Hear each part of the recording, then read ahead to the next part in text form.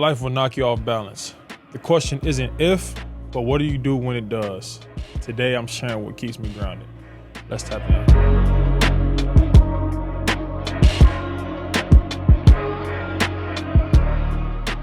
What's good, everybody? Welcome back again. This episode is going to be more of explaining what keeps me grounded, just give you guys a list. It's probably going to be a little bit shorter than, the episodes that I've done so far, but that's okay. Still getting, my point across. I'm still getting things that help me out to you guys to hopefully help you. This week's topic is things that keep me grounded. My toolkit of things that I do that help me stay even keeled, that help me stay in the moment, things that help me not, lose track of who I am myself, and life gets crazy, things that I know that I can go back to and ground myself in. So let's get into it today. The first thing that I do and can rely on when life gets crazy and gets tough is faith and prayer. That's really my foundation. It's something that I pride myself on when things aren't going well, or when things are going well, just trying to bring it to God, talk to God about it, and just continue to ask for wisdom and guidance throughout my life and throughout my everyday process of just living. I mean, it gets hard at times. There's times where I easily get distracted by what I have going on,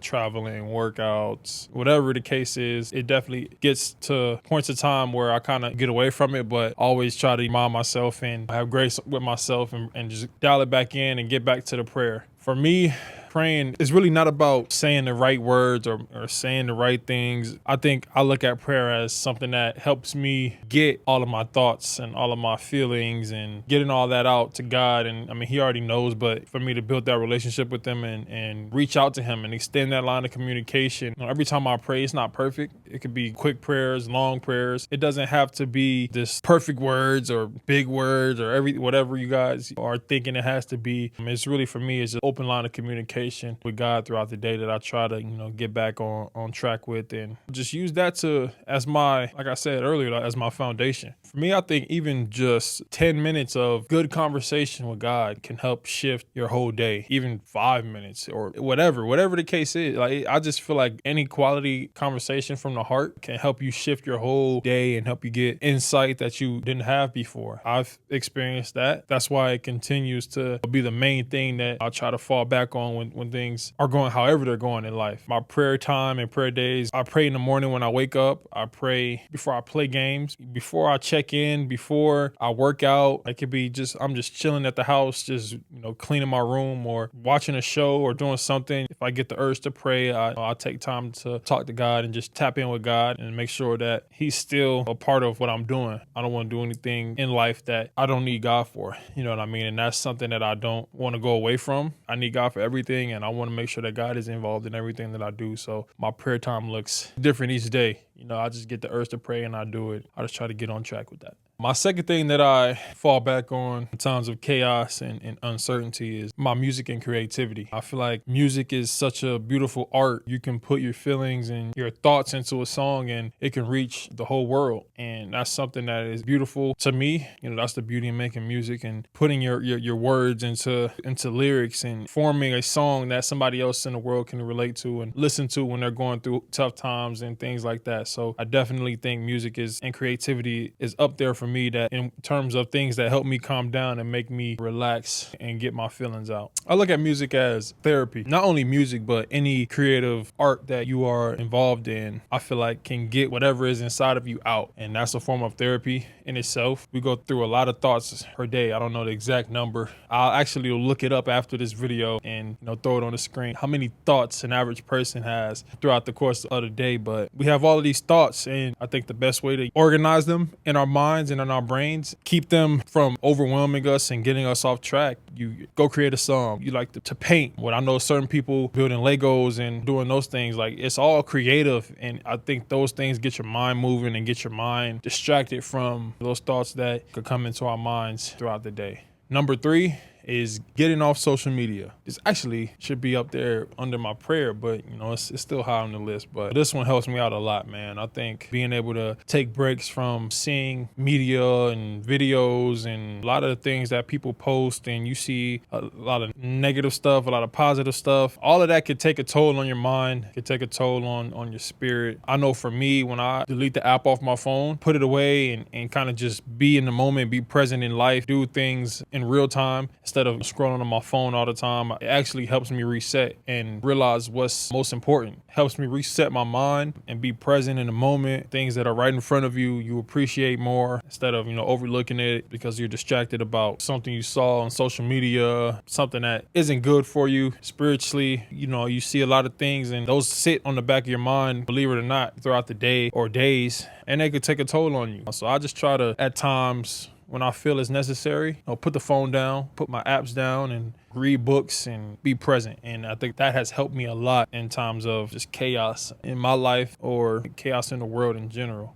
Protecting your mental space means you have to be intentional about what you let in, or what you listen to, what you see. Whenever I decide to, unplug from social media, the time could vary. I've done a whole season off of social media before. I've done 1 week, 2 weeks. It really just depends on what I need at the time in the moment. It varies, but when I do decide to do it and stick to it and not just do it because I'm bored or open up Instagram because I feel like it, or really decide to do it and stick with it. And it actually makes a difference in my life, my attitude, and just small things that you wouldn't even think about. That's something that I have in my toolbox that I can rely on and stick with whenever I need to reset and come back to life and be present and be more in touch with myself. The last thing that I would highly recommend that helps me is meditation and breathing. I'm a firm believer in breath work. I really believe that, when your mind is racing and you're thinking about whatever you're thinking about, your breath is the anchor. Whenever I breathe and do breath work, it always reminds me that God put air in my lungs. God is with me. He's not done with me. I'm alive. I'm breathing. I'm able to do my breath work and be more tapped in with God. And that in itself is something that brings me back down and helps me relax and calm down in whatever moment. It could be on the court in life or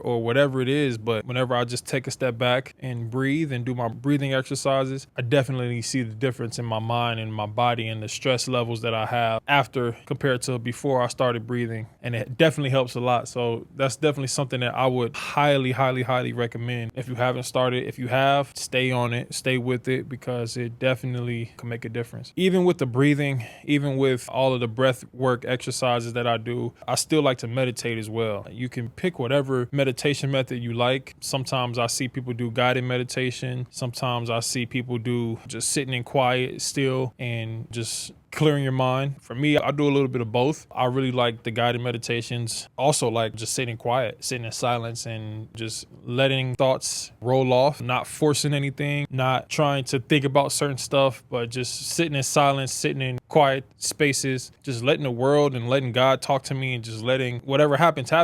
And I definitely feel a different burst of energy, and I don't even know how to really explain it, but when I'm done, I definitely feel the difference and it helps a lot. Those are my 4 things that I can constantly rely on consistently and see, results and see the differences they make when I'm done doing those things. And the takeaway that I have for you guys this week is to build your toolkit now. Don't wait till you're in the moment and you're scrambling and trying to figure out what works, what doesn't work. Start practicing these things now. Start practicing meditation, breath work, prayer, all the things that I mentioned today. Whatever works for you, try it and start practicing it now. So when you need it the most, you know what to do, you know how to get into it, and you can get the most out of it. Your mental health is something worth protecting every single day. I don't look at it as something that you need to only protect when things get bad or chaotic, but every single day you need to practice something that is clearing your mind and allowing you to think straight and allowing you to stay grounded and rooted in who you are and not letting the world get you outside of yourself and out of character.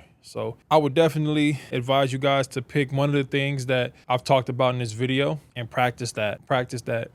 Whatever one makes you comfortable. I want to say makes you comfortable, but I would challenge yourself a little bit and pick the one that works best for you, I should say. Not what's comfortable, but the one that works best for you and challenges you a little bit, and just keep continuing to work on it until you get to a place where it's second nature. What's in your mental health kit? Drop it in the comments. Share this video with someone who needs some grounding right now, who may be going through a tough time, who may be going through a lot of stressful moments, a lot of anxiety, a lot of feelings of being overwhelmed. Make sure you send this video and help somebody find whatever works for them to bring them back down and to stay even keeled. That's it for this week's episode. Make sure you subscribe, like, and comment, share the page, whatever you got to do, man, to bring people into the community. I'm here and welcoming you guys with open arms as always. I appreciate you guys for tapping in, the ones that have been tapping in. I see you guys. Let's keep this community growing, man. Let's keep it growing. Let's keep building. Let's keep trying to spread positivity. I love you guys. Thank you for another week. See y'all next week.